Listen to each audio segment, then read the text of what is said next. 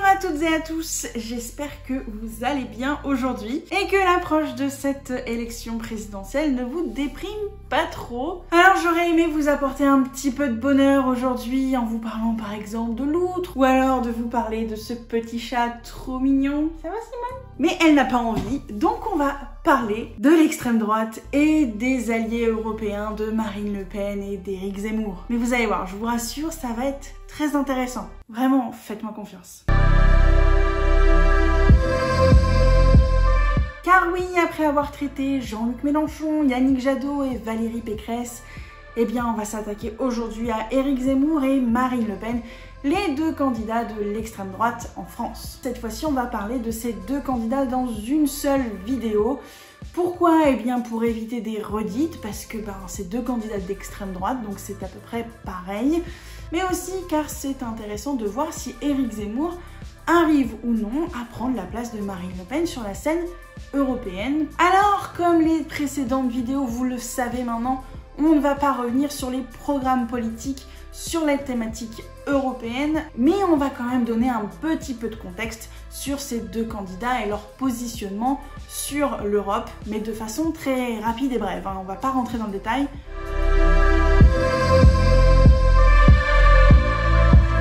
Marine Le Pen et Éric Zemmour prônent tous les deux le retour d'une souveraineté des États membres bien plus forte, au détriment d'une souveraineté européenne qui est prônée par d'autres candidats à la présidentielle, comme par exemple Emmanuel Macron, Anne Hidalgo ou même Yannick Jadot. Les candidats ne veulent cependant pas quitter l'Union européenne ou alors ne veulent plus la quitter. C'est en effet intéressant de voir que Marine Le Pen a complètement changé de braquet sur les questions européennes et notamment sur le sujet de la sortie ou non de la France de l'Union européenne. Ce changement de positionnement s'est fait lors de l'élection présidentielle de 2017, à peu près entre les deux tours, si vous vous en souvenez bien. Et donc aujourd'hui, Marine Le Pen ne propose plus d'organiser un référendum sur la sortie de la France de l'Union européenne et ne propose pas plus de sortir de l'euro. Du côté de Zemmour, eh bien c'est pareil, il n'est pas question de quitter l'Union européenne. Ils mettent surtout le focus sur la lutte contre l'immigration et un retour du contrôle des frontières. Autre point commun entre les deux candidats, eh bien, c'est qu'ils remettent en cause la primauté du droit européen sur le droit national, donc sur les lois françaises. Et puis aussi, très important, eh bien, sachez que Éric Zemmour veut interdire le pavoisement de drapeaux européens lorsqu'il n'est pas accompagné du drapeau français sur les édifices publics. Je sens que la France va redevenir la France, les gars.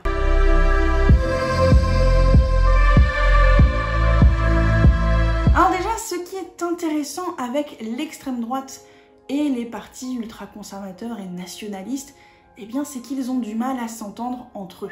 Et pourquoi? Eh bien parce que, de fait et par définition, leurs intérêts sont le plus souvent divergents. Par exemple, on retrouve d'énormes divergences sur les questions économiques entre ces partis politiques, où certains vont être tout à fait libéraux, tandis que d'autres vont plus prôner l'interventionnisme, comme par exemple le fait Marine Le Pen. En fait, un des principaux sujets qui réunit tous ces partis d'extrême droite, eh bien c'est l'immigration, et plus précisément le rejet de cette immigration avec un retour du contrôle des frontières. Ainsi, au Parlement européen, cette frange de l'échiquier politique a toujours été plus ou moins divisée. Avec les élections de 2019, eh bien les choses ne se sont pas forcément arrangé. Le groupe Europe des Nations et des Libertés, où siégeait le Rassemblement national, disparaît et change de nom pour s'appeler Identité et Démocratie. Au sein de ce groupe, eh bien, le Rassemblement national a une très grosse délégation, une des premières d'ailleurs, et siège avec d'autres partis comme la Lega d'Italie, l'AfD d'Allemagne ou encore le Parti de la Liberté des Pays-Bas. Au total, aujourd'hui, ce groupe réunit 65 eurodéputés et constitue la 5e force politique du Parlement européen. Alors sur le graphe que vous voyez actuellement qui vous montre la répartition des sièges au niveau du Parlement européen, vous voyez que le groupe Identité et Démocratie, ID, est composé de 70 membres. Alors en fait, c'est qu'il faut tout simplement savoir qu'il y a eu des ralliements des députés européens français vers le parti d'Éric Zemmour, Reconquête, et qu'ils ont du coup été exclus du groupe Identité et Démocratie pour être envoyés chez les non-inscrits ce qui explique qu'ils sont passés de 70 députés à 65 aujourd'hui. Ça s'appelle une punition. Ce qui démontre qu'ici, au Parlement européen, eh bien, Marine Le Pen a plus d'alliés que Éric Zemmour. Alors au sein du groupe Identité et Démocratie, on retrouve 10 nationalités, ce qui est assez faible. En fait, cela met en exergue le fait que réunir différents partis d'extrême droite dans un seul groupe politique au Parlement européen, eh bien c'est pas facile du tout. En effet, aujourd'hui, les partis d'extrême droite ou les partis de droite ultra-conservatrices se sont divisés entre 3 sortes de groupes. Le groupe ECR, les réformistes et conservateurs, le groupe ID, Identité et Démocratie, et les non-inscrits qui, eux, sont sans groupe, qui végètent tout seuls.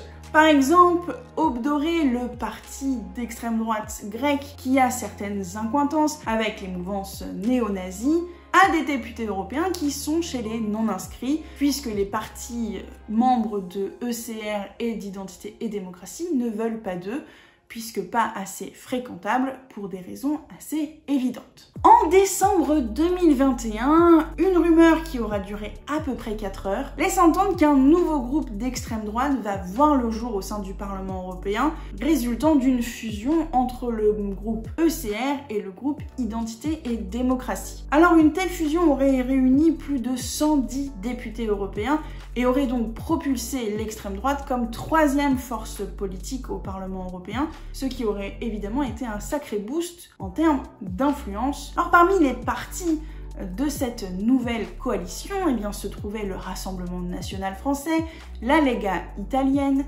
le PiS polonais, le Fidesz hongrois, Vox d'Espagne, l'AfD allemande, ou encore même Fratelli d'Italia, qui est un autre parti italien. Cependant, ça a foiré quoi. Alors pourquoi une telle alliance de l'extrême droite au Parlement européen a capoté? Eh bien pour plein de raisons, et notamment des divergences idéologiques, mais aussi des divergences d'intérêts politiques. Sur les divergences idéologiques, bien un des principaux sujets de discorde, c'est la relation qu'entretiennent certains partis avec la Russie. En effet, le RN de Marine Le Pen, la Lega de Matteo Salvini ou encore le Fidesz de Viktor Orban ont toujours eu un côté très admiratif de la personnalité de Vladimir Poutine, sauf que ça ne plaît pas au PiS polonais, car oui, vous le savez, la Pologne a toujours eu des relations tendues et glaciales avec la Russie, pour des raisons historiques qui se confirment encore aujourd'hui après l'invasion de la Russie en Ukraine. Aussi, le positionnement sur l'Union européenne même a été souvent très divergent entre ces différentes formations politiques. En effet, par exemple, le Rassemblement national, comme je vous le disais tout à l'heure, a longtemps prôné une sortie de l'Union européenne avec référendum et tout ça. Du côté de la Lega, Matteo Salvini a longtemps aussi prôné une sortie de l'euro. Pareil au niveau du Parti de la Liberté aux Pays-Bas, la sortie de l'Union européenne faisait partie du programme de ce parti politique. Alors aujourd'hui, tous ces partis politiques ont beaucoup changé de positionnement sur la sortie de l'Union européenne, et ce, après le Brexit. C'est très bizarre d'ailleurs. Mais du côté par exemple du PiS en Pologne ou du Fidesz en Hongrie, eh bien il n'a jamais été question de sortir de l'Union européenne, puisque ces deux partis comprennent bien l'importance de l'appartenance à l'Union européenne, qui a donné beaucoup de fonds européens et qui a permis de développer ces deux pays. Alors, au-delà de ces divergences de fonds, eh bien on retrouve des intérêts politiques qui sont tout à fait différents entre ces formations politiques. En effet, par exemple, le PiS rechigne à l'idée de former un groupe commun avec le groupe Identité et Démocratie. Pourquoi? Eh bien parce qu'il voit en cette fusion une forme d'affaiblissement de son poids politique au niveau européen. Je m'explique. Aujourd'hui, le PiS siège au sein du groupe ECR et à la délégation la plus importante d'un point de vue numéraire. Le PiS a 24 députés européens. Donc du coup, le PiS a un peu la mainmise sur le groupe ECR. C'est un peu les rois du pétrole ici. Du côté du groupe Identité et Démocratie, eh bien, la délégation du Rassemblement national détenait 23 députés européens, aujourd'hui c'est 19, et la délégation Lega d'Italie contient pas moins de 24 eurodéputés également. Donc vous voyez, les trois délégations, la délégation polonaise, la délégation italienne et la délégation française, bien elles ont à peu près le même nombre de députés européens. Elles sont quasiment à égalité. Ce qui veut dire qu'avec un tel poids numéraire, eh bien le poids politique de ces 3 délégations serait le même au sein d'un même groupe. Donc, le PiS, dans un groupe fusionné avec ses 2 autres partis politiques, se retrouverait affaibli ou devrait en tout cas partager un petit peu plus le pouvoir, ce qui ne l'enchante pas vraiment, comme vous pouvez vous en douter. Autre élément qui peut expliquer aussi la réticence du PiS à procéder à cette fusion, eh bien c'est que le PiS est un parti de gouvernement. Et donc, par définition, il doit procéder à des compromis politiques au sein des institutions européennes avec d'autres formations politiques, alors que Identité et démocratie eh bien, est plutôt dans un rejet systématique de tout et n'a pas du tout cette logique de compromis. Donc, pour le PiS, être allié officiellement avec Marine Le Pen, eh bien, ça peut être plus un fardeau qu'un atout finalement. Et aussi, le PiS, en siégeant au sein du groupe ECR, eh bien, a une image un petit peu plus fréquentable que le groupe Identité et démocratie. Alors, les différents partis politiques parviennent tout de même à signer une déclaration commune dans laquelle, par exemple, ils s'engagent à travailler un petit peu plus ensemble au Parlement européen et à voter de concert sur certains textes pour essayer de montrer que finalement une alliance est possible. Mais pas de fusion des 2 groupes politiques. Donc c'est quand même un échec. Et si on revient à l'influence politique du Rassemblement national au Parlement européen, eh bien elle est assez faible. Et alors je ne vous parle même pas de reconquête, c'est encore pire. En effet, il faut savoir qu'au sein du Parlement européen, on a une sorte de tradition qui s'appelle le cordon sanitaire. C'est-à-dire que les groupes politiques PPE, SND, Renew et les Verts font barrage au groupe Identité et démocratie. C'est-à-dire que Identité et démocratie n'a jamais le soutien des autres groupes politiques pour obtenir des postes à responsabilité. Alors pour le groupe Identité et démocratie, et donc le Rassemblement national par extension, ce cordon sanitaire est un déni de démocratie. Mollo là. Pour les groupes qui appliquent ce cordon sanitaire, eh bien ils estiment que l'extrême droite n'est pas légitime à revendiquer des postes dans une institution pour laquelle ils n'ont aucun respect, et aussi tout simplement parce qu'ils sont d'extrême droite. Alors je vous laisse vous faire votre opinion à ce sujet. En tout cas, il est clair que ce cordon sanitaire réduit considérablement l'influence possible du Rassemblement national et de son groupe politique au Parlement européen. Alors côté Zemmour et Reconquête, eh bien l'influence c'est néant quoi. Alors Reconquête est un tout jeune mouvement politique et il est assez normal qu'Éric Zemmour ne soit pas plus que ça penché sur les alliances au niveau du Parlement européen, puisqu'il est évidemment obnubilé par l'élection présidentielle qui est l'élection du moment. Donc il s'agira de voir ce qui va se passer pour les prochaines élections européennes de 2024, voir quelles vont être les alliances de Reconquête, si Reconquête existe encore, et aussi surtout de voir si Éric Zemmour va réussir à tuer le Rassemblement national et à prendre sa place de parti d'extrême droite de référence en France et donc au niveau européen.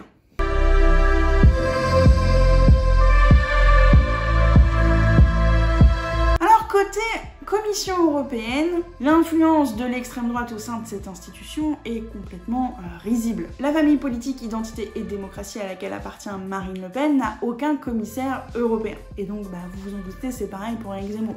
Alors on en a parlé déjà plein de fois, mais avoir un commissaire européen qui fait partie de sa famille politique, eh bien c'est toujours très utile d'un point de vue influence, puisque c'est la Commission européenne qui propose les textes législatifs. Alors on peut quand même mentionner le fait qu'il y a un commissaire européen polonais qui est issu du PiS, le parti ultra-conservateur, et aussi qu'il y a un commissaire européen hongrois qui est proche du Fidesz de Viktor Orban.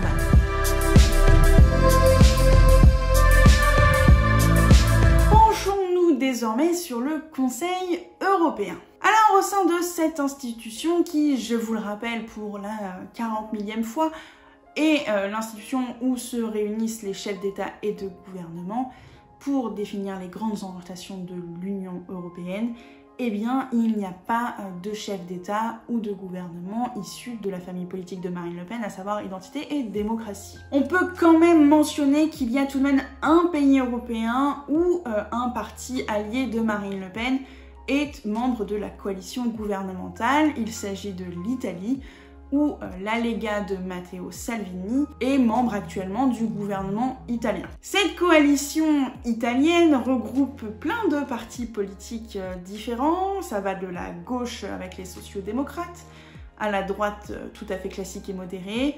Oui, alors c'est complètement le bordel, mais c'est l'Italie, donc c'est normal, ne paniquez pas. Dites-vous que c'est rassurant de voir qu'il y a pire qu'en France en termes de situation politique. Alors du coup, Matteo Salvini, qui fait partie de cette coalition gouvernementale avec son parti politique, a dû adoucir son discours, et notamment sur l'Union européenne. La Lega, c'est un allié historique du Rassemblement national, donc ça n'aide pas vraiment Marine Le Pen. Autre question qui se pose, est-ce que les deux gouvernements polonais et hongrois sont des alliés de Marine Le Pen ou alors d'Éric Zemmour? Viktor Orban et le Fidesz ont, pour leur part, longtemps snobé le Rassemblement national de Marine Le Pen. Mais aujourd'hui, la situation est un petit peu plus différente. Par exemple, Viktor Orban a apporté son soutien de manière officielle à Marine Le Pen, lâchant de fait Éric Zemmour, qui avait pourtant cherché à le séduire un petit peu, qui avait tenté de le rallier et qui avait fait du Premier ministre hongrois un petit peu son modèle politique. Donc, sur ce point, c'est Marine Le Pen qui gagne.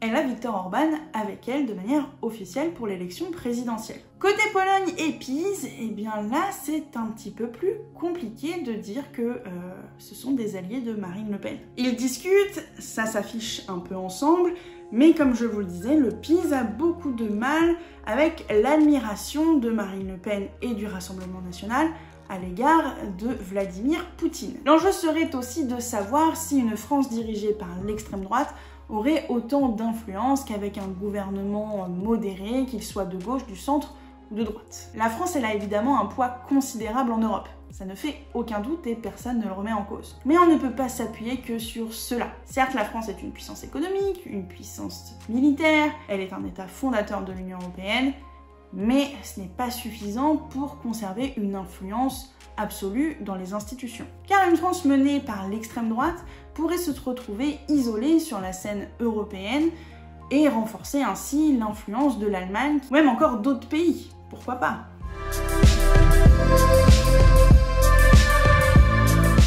Alors très logiquement, comme pour tout courant idéologique, ça dépend des États membres. Mais on sent tout de même une forme de progression de l'extrême droite dans les différents États de l'Union européenne. Même si récemment, cette progression a un petit peu ralenti, ou alors qu'elle n'a tout simplement pas été suffisante pour que ces partis d'extrême droite ou de droite ultra-conservatrice arrivent au pouvoir. À titre d'exemple, en Croatie, à Malte, au Portugal, en Lituanie, en Bulgarie et au Danemark, l'extrême droite reste faible, bien en dessous des 10% d'intention de vote selon les derniers sondages. En Autriche, l'extrême droite est pour sa part arrivée plusieurs fois au pouvoir avec le parti FPÖ et a d'ailleurs été encore au pouvoir très récemment entre 2017 et 2019, dans une coalition avec la droite plus classique et conservatrice. Alors aujourd'hui, le FPÖ reprend un petit peu du poil de la bête après avoir subi une chute assez vertigineuse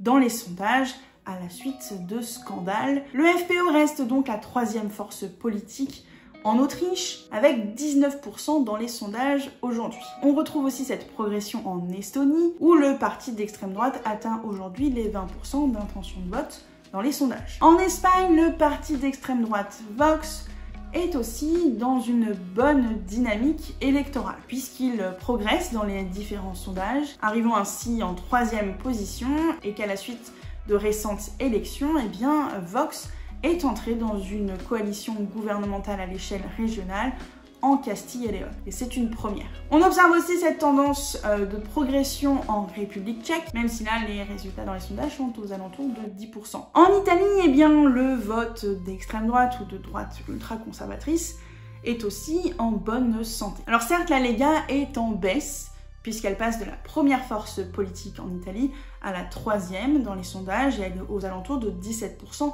aujourd'hui. À côté de ça, Fratelli d'Italia, autre parti d'extrême droite, est pour sa part en progression et est aujourd'hui 2e dans les sondages avec 20% d'intention de vote. Alors cette baisse de la Lega au profit de Fratelli d'Italia peut s'expliquer par le fait que la Lega fait partie de la coalition gouvernementale, alors que Fratelli d'Italia a décidé de rester dans l'opposition ne souhaitant pas être membre d'une coalition avec des partis de gauche. Et en Roumanie aussi, on observe une progression en ce moment des partis d'extrême droite, mais pas de quoi arriver en tête des sondages. C'est surtout en Hongrie et en Pologne que les scores de l'extrême droite ou de droite ultra-conservatrice sont très hauts. Le Fidesz et le PiS sont actuellement en tête des sondages dans leurs pays respectifs. Cependant, on observe quand même que le PiS est en phase de stagnation, après quand même avoir chuté de près de 10 points depuis 2020. Côté Hongrie, eh bien, le Fidesz est à 49% dans les sondages, mais une coalition de plein de partis